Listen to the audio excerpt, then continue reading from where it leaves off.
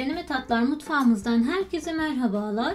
Bugün sizlere kıvamı ve yapısıyla mükemmel olan orijinal pastacı kreması tarifi vereceğim. Hemen malzeme listesine göz atalım. Yarım litre süt, 2 adet yumurta, 2 yemek kaşığı tereyağı, 1 çay bardağı krema, 3 yemek kaşığı nişasta, 10 yemek kaşığı toz şeker kullanacağım.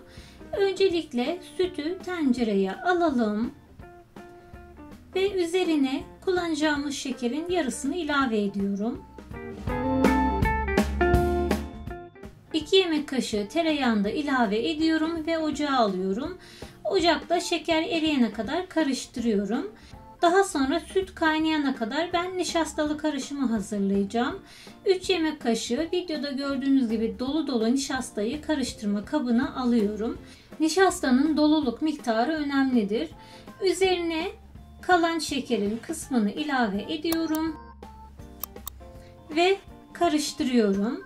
Daha sonra üzerine 2 adet yumurtayı da ilave edip bir çırpıcı yardımıyla pürüzsüz yapı alana kadar güzelce çırpıyorum. Süt kaynamaya başladı. Kaynayan sütün üzerine nişastalı karışımı ilave edeceğim. Fakat ilave etmeden önce bir kaşıkla nişastalı karışımı karıştıralım. Dibine çökmeler olmasın. Ocağın altını en kısa getirdim ve hızlı bir şekilde sütü karıştırarak nişastalı karışımı ilave ediyorum. Çok hızlı bir şekilde karıştıralım. Dibine tutmalar vesaire olmasın. Ocağın altı da tabii ki kısıkta olsun. Daha sonra güzelce bir kaşık yardımıyla videoda gördüğünüz gibi bu şekilde karıştırıyorum. Artık kaynamaya başladıktan sonra göz göz olmaya başladıktan sonra ocağın altı yine kısıkta olacak şekilde 3-4 dakika daha ocakta tutuyorum ama mutlaka karıştıralım. Karıştırmazsak dibine tutar.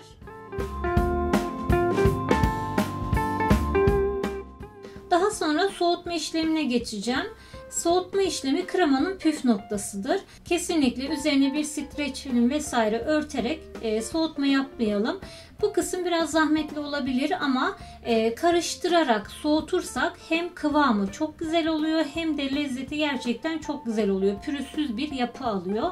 O yüzden mutlaka bu şekilde karıştırarak soğutalım.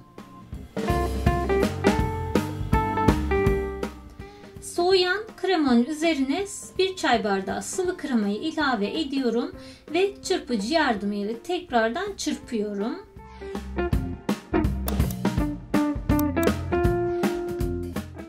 Sıvı krema güzelce karıştıktan sonra pastacı kremasını şanti torbasına dolduracağım ve sizlere kıvamının nasıl güzel olduğunu göstereceğim. Evet, videoda sizlerin de gördüğü gibi mükemmel bir yapısı var. Lezzeti de harika. Mutlaka sizlere de denemenizi tavsiye ederim. Kesinlikle zor değil. Uğraştırmıyor. Çok da lezzetli oluyor. Umarım tariften memnun kalmışsınızdır. Bir tarifimizin daha sonuna geldik. Bir sonraki tarifte buluşmak dileğiyle. Hoşça kalın.